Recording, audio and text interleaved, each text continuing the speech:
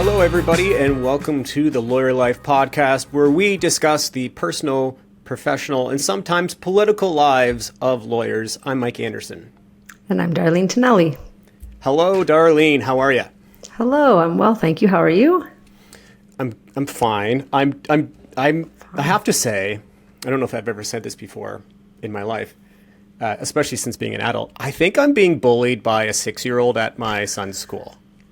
And it's on my mind, specifically. What do you mean you're being bullied? Well, it doesn't seem intentional, but it's awkward. So he always is like, when I get to the school to pick up my son, he's always there. And he's like, oh, hi, Tommy's dad. And recently, he saw me without my hat on and found out that I was bald. So now, anytime I pick up my son, this other boy is there, and he says, hi, Tommy's dad, and he turns to anybody nearby him and says, he's bald! He's bald! Which is a fact, and I can't begrudge him for saying that. I have no idea how to respond to it at all. I have no clue whatsoever. Like, what do you say in that, like, Gosh. Yeah, I am. Thank you, Matthew. Thank you. Yeah, thanks for noticing. Good skills. Noticing. I don't know. Are his parents around? No. It's just, he's always... Just you and him. He seems like a character in a movie almost to me. Like, he seems like he should be in Billy Madison or one of these, like, you know... Yes. I know movies this with character. An elementary school kid. He's just always there. It's just like, no matter where I look, when I pick up my son, there's Matthew. Hi, Tommy's dad. He's bald. That was a real, like, early 90s movie trope, right? He's got that vibe. He's got an early 90s movie kid vibe. Yeah. Interesting. Well, completely innocent, but he's getting me. He's getting me right where I got good, you know? Well, there's something there. That's the thing. Yeah. Mm-hmm. Also, kids, I don't know, their honesty is generally so welcome, and then sometimes so not, right? Yeah. It's also just weird. It's a weird attention drawing when anybody points out something about your appearance to others. It's a like, I don't know how to, like, it's a funny, anyway, Matthew, you're a good kid, I think, but maybe lay off the ball talk. You know, if you're listening, I know you love the podcast. He's a big, I know Matthew. He's one of the original Wait till you hear you're listeners. the bald podcaster. And he has a How many podcast. Do you think, I bet you that baldness over indexes on podcasters almost more than any other demographic? Really? Oh, Why yeah. do you think that? I just think, like, I feel like the age of most people, I don't know, actually, no, younger people are podcasting now. Maybe it's just a stereotype of, like, the 40-year-old white guy in his basement making a podcast with his buddies. Oh. You know, Joe Rogan, biggest podcast in the world, bald guy. Okay. You know, we're well represented. Well, as you know, I have a lot of bald Michaels in my life. Starting from Michael But Stipe. also, My favorite again, Michael of all. Yeah. From R.E.M. Michael, hyper common name, you know, Common name. for men that could be bald at Yeah. this juncture in their lives. Yeah. Anyway, I would try not to worry about it, but I have been having chats with my kids about I heard some advice not to speak about anything that another person... So if you're commenting on someone else, don't make a comment if they can't change it within a few minutes. Oh. So that's what I've been trying to teach my kids. Like, before you're going to say something, think about, you may think it's a funny thing about them. They might not know it's kind of funny, and can they change it or not? Anyway, tune in next time for our parenting podcast. Wait, I want to dig in on that because that's good advice. If they can't change it within a few minutes. Yeah, like if you have, like, mustard on your face, right? It's like, oh, you have mustard on your face. But if you're like, wow, you have a really weird ear or something, right? Like, I can wiggle my ears. Did you know that about me? No, I didn't, but that's For those of you on YouTube, check out this. See, this is why we did a video podcast. Yeah.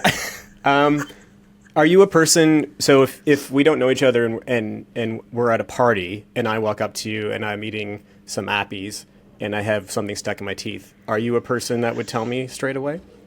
You or No, someone? but pretend we don't know each other. if I didn't know you, oh my, I would really struggle. I would really struggle. I'm that person. I would just kind of like contort myself into an absolute pretzel to not notice. I think I would just start, like modeling the behavior I want them to do. I don't know. I should be better at that. It's a favor to everybody to tell them, right? It is a favor, but it never feels good. Never feels good.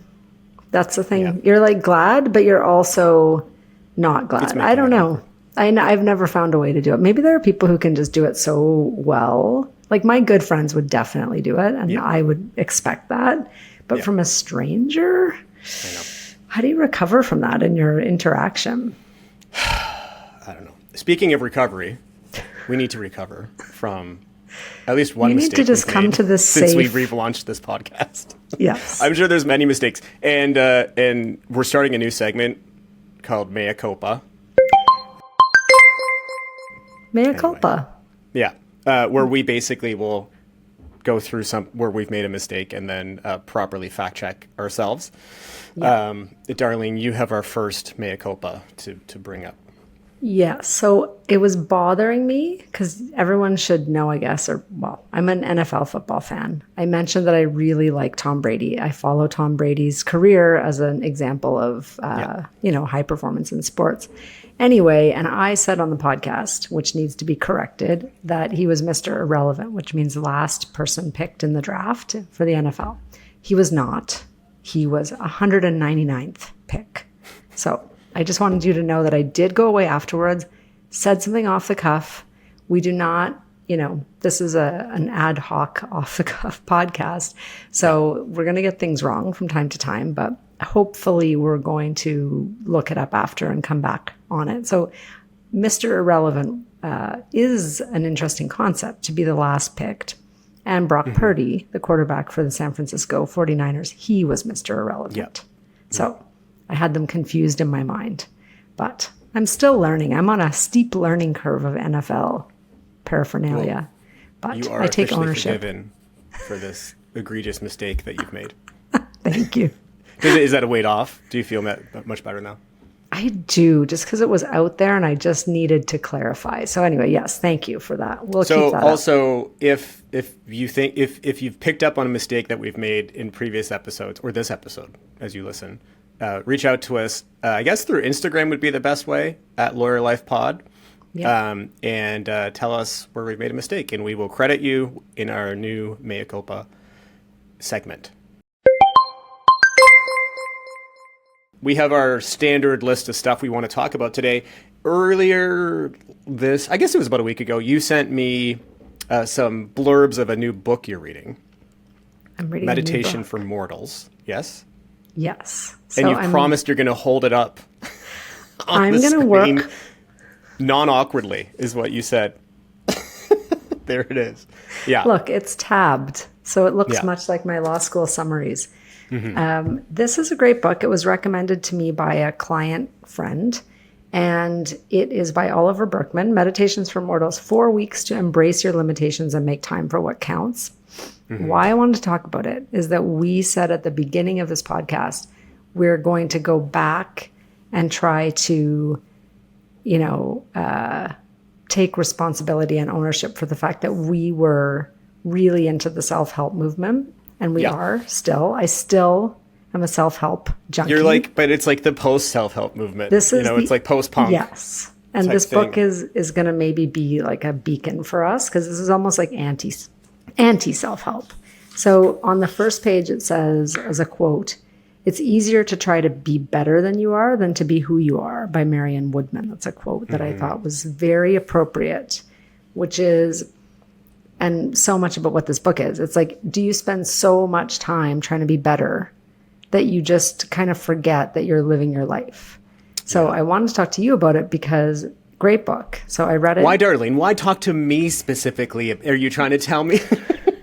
No, I know you share this interest of mine in kind of, optimizing and all of this stuff. And so there are many chapters that are of interest, but one to focus on is this idea of productivity debt. Do you know what that is? No. Would you like to hear about it? No, I'm just going to go, I think. What is it? That's a definite problem with the ad hoc format. If you're like, yeah, no, I'm out of here. It says many people report feeling they begin each morning in a kind of productivity debt, which means they have to struggle through the course of the day to pay off their debt and try to get to a zero balance by the end of the day. And this, when I read that line, I just thought, is that not everyone that you know? Maybe every lawyer for sure, but like everyone where you've got this to-do list. And I sometimes feel prisoner to my to-do list. I open it up every morning. I go in there and I feel intense sadness when things stay on there for too long and I don't take them off. So I'm just dwelling in this productivity debt. Do you have a written physical to-do list that's like external to your own mind? I have Microsoft To Do, work, personal. Oh my gosh. Grocery, errands, books to read. Oh, this terrifies me. Sublists, subtasks. I know. Look what I'm doing to myself.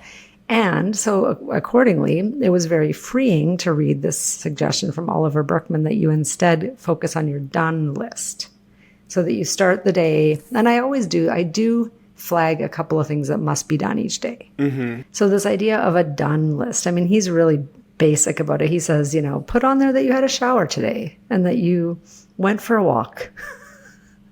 And I'm like, well, what do you think? Mike is making a face that says he hates this idea. I understand intellectually this, but it's very counter to me emotionally to like give myself credit for having a shower.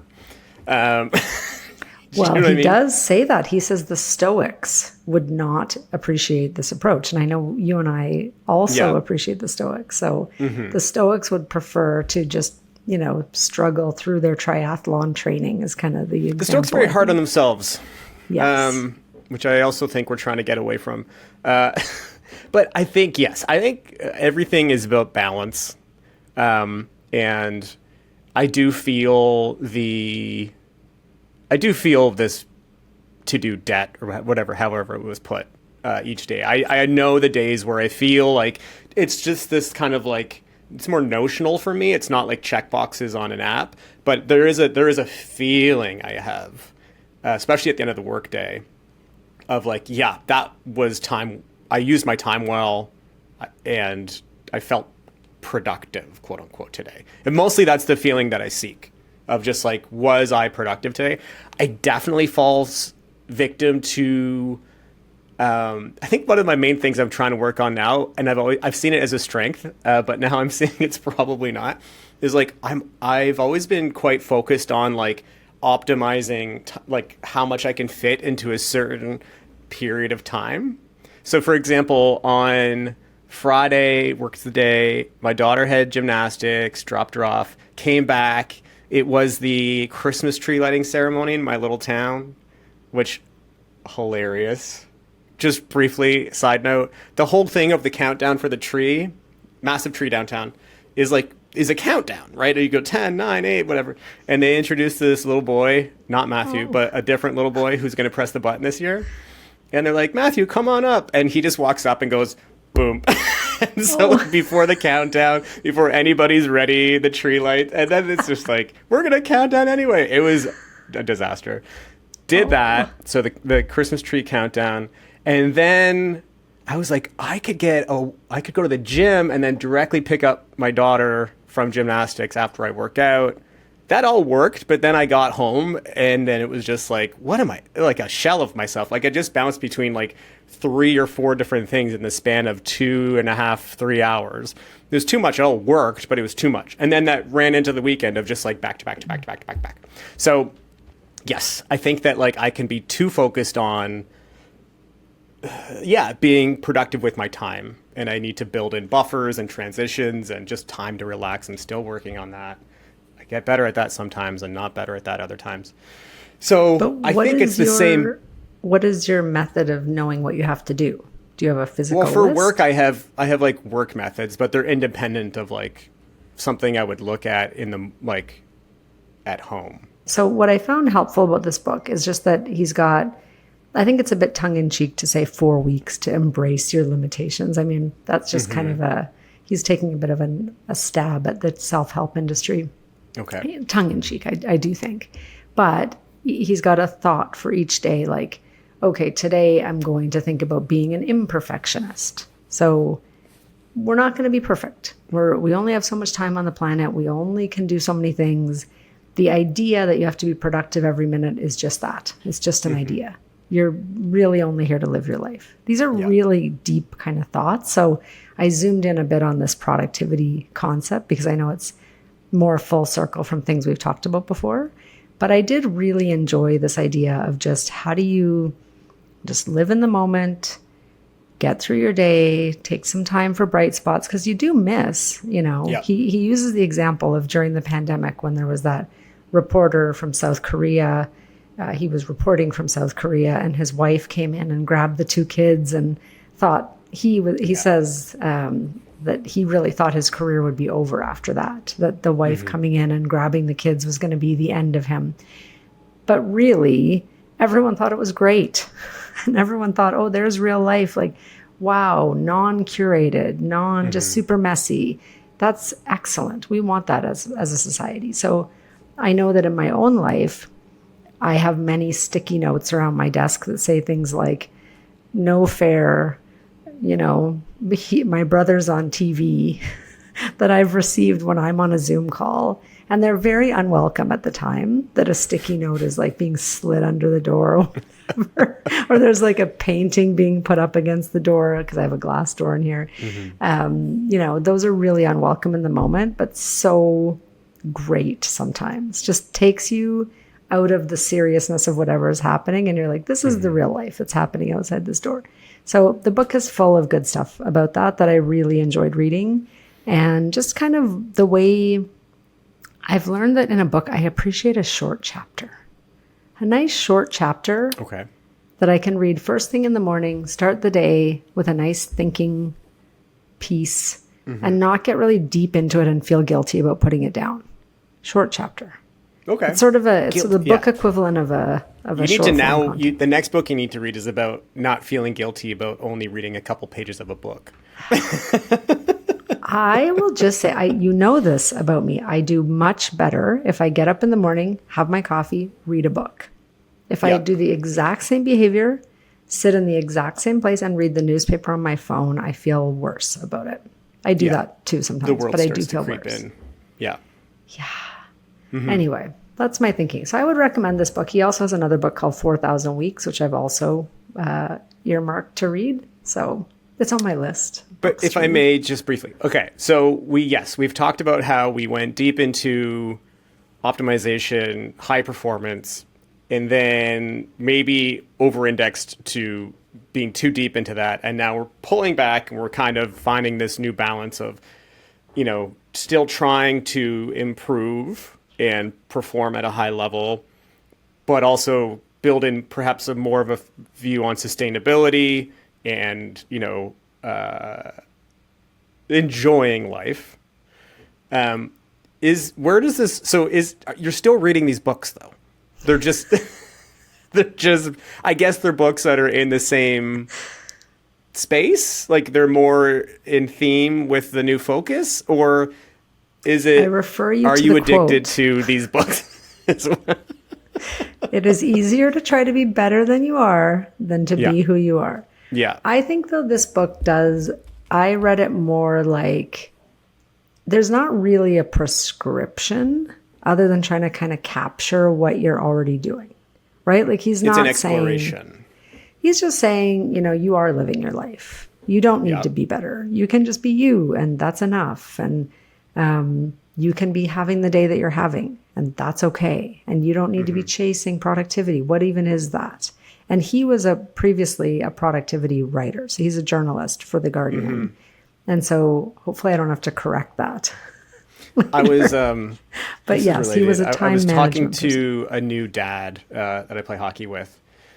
And it was just like, he's like, what, because my kids are older-ish, they're elementary school age. And he has a 15-month-old. And he was just like, so what is like, what did you learn? Like, what's the stuff that, if you would mention to yourself when you started parenting? One of the things is like, I think it ladders in what you're saying of like whatever is. When my kids used to bring a problem to me, I would be like, okay, let's fix it. Like this toy's broken, or such and such happened, and be like, all right, like get the solve going right away. And now just being like, oh yeah, that did. It's also like it makes parenting easier. Like, oh, that did happen. Yeah, that is sad. And then just letting it be. Do you know what I mean? And then sometimes they'll drive the solution. Sometimes just the acknowledgement is good. And it's that whole thing of like, even when your partner brings up a problem, just being like, oh, yeah, that sounds bad, instead of trying to like problem solve right away. But maybe that's a little bit in this too with yourself. Like, instead of, your issue spotting and then trying to like blah, blah, blah, fix it. It's just like, okay, that exists. I had a less productive day today. Whatever. It is what it is. And tomorrow is a new one, Yeah, and I think this is really hard stuff. Like, don't get me I think it's deceptively simple, but to just sit there and say, I don't have to accomplish anything today, and it's okay. Yeah. But you do, though. But wow.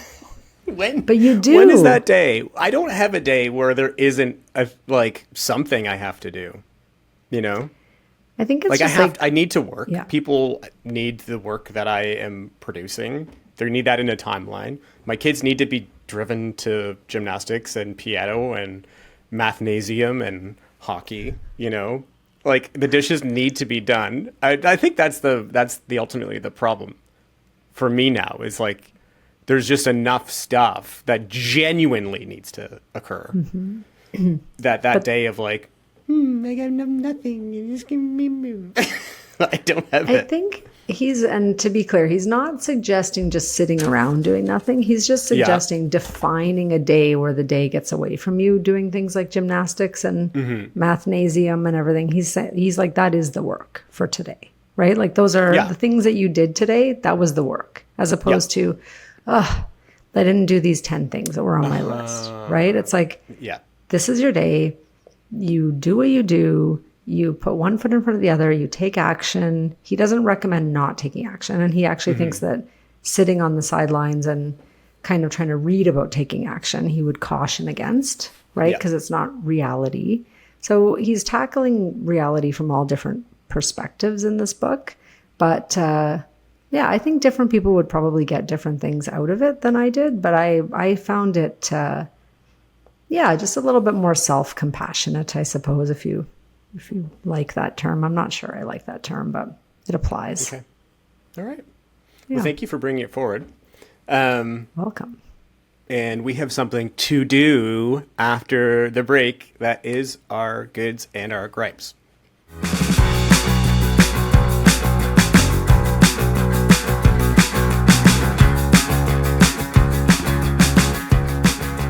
We are back with our goods and our gripes. Goods are things we want to promote and support, and gripes are things that annoy us. Darlene. Okay. My good this week, I was going to say that you could go first, but I'll roll with it. My good. Okay, so first of all, did you see the Beavis and Butthead Saturday Night Live skit? Of course. This was a half year ago. So, but yes, the funniest thing that happened in that period of time. For sure. So I've only been recently sent this. I'd missed it at the time. I don't watch it. So I see it from time to time. I just want to say two things I love the most about comedy. One, when the comedians themselves cannot keep a straight face and are laughing in the skit. I love that. And I think this skit is a classic, perfect example of it, where I'm sure everyone has seen it because it has hit the zeitgeist, so to speak.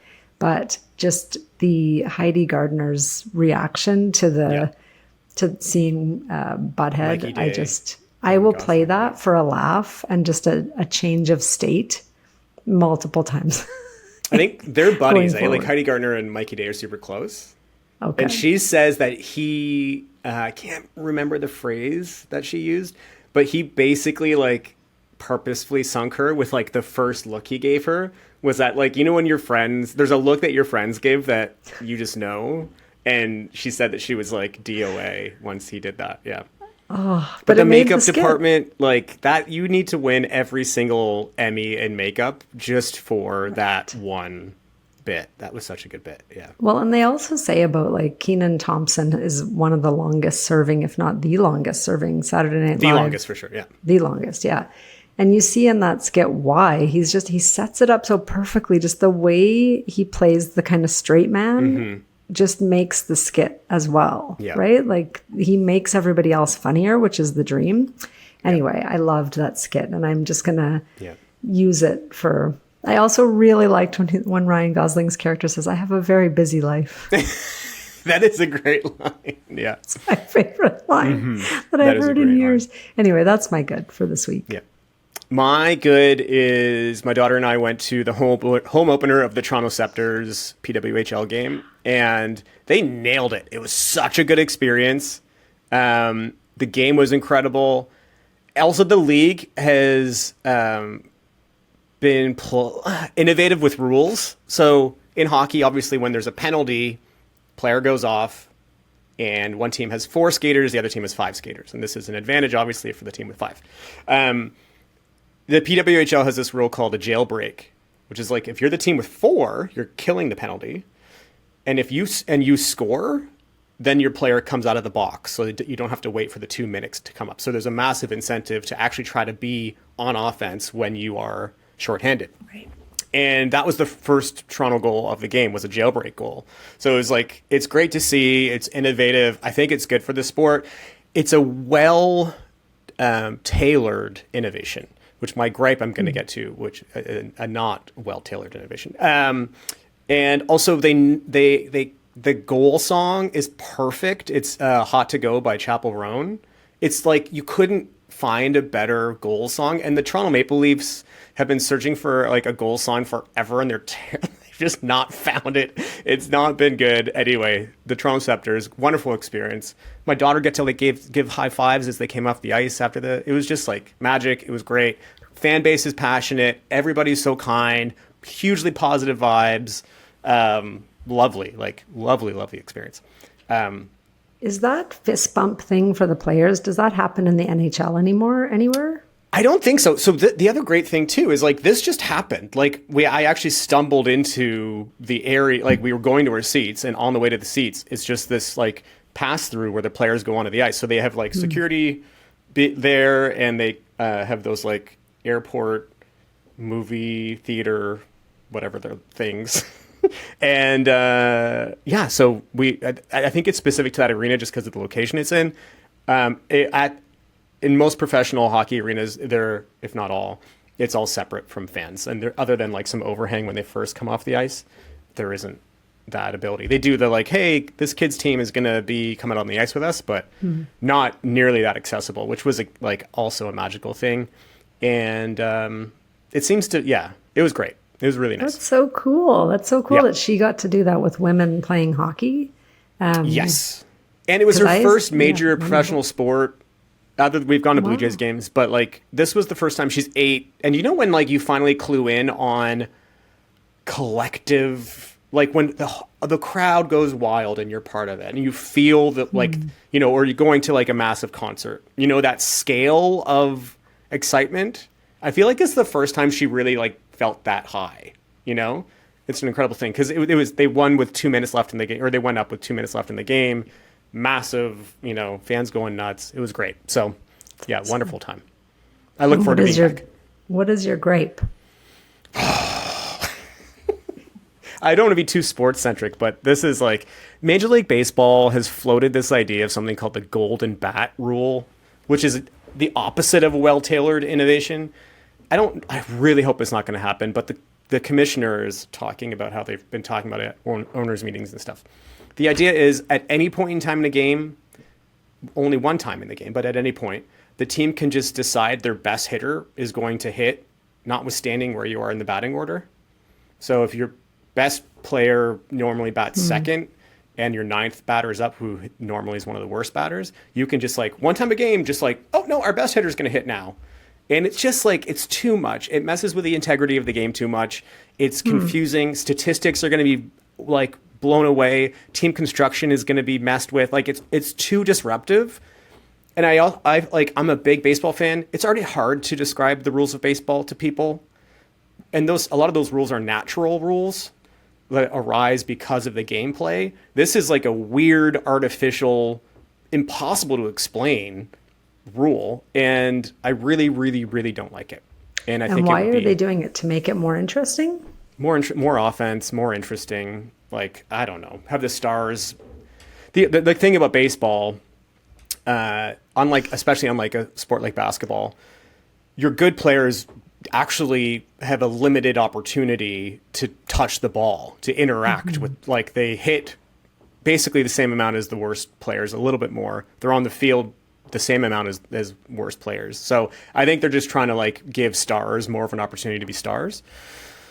But it's too much. It's the Microsoft Outlook of Changes that no one asked new for. rule innovations. It's like, Well, stop messing with a good thing.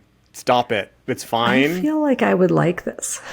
Oh, I am the baseball fan who goes in the fifth inning because that's as much baseball as I can watch. well, yeah.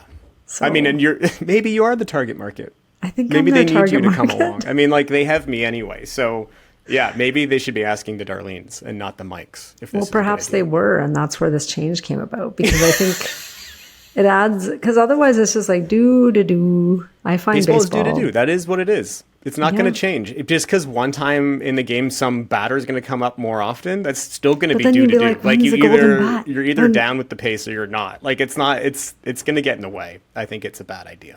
Anyway, But you know those games where you're sitting there and it's like 0-0 till like the seventh inning. yeah, Then it's 0-0 in the eighth inning. yeah. Then it's like bottom of the eighth, 1-0.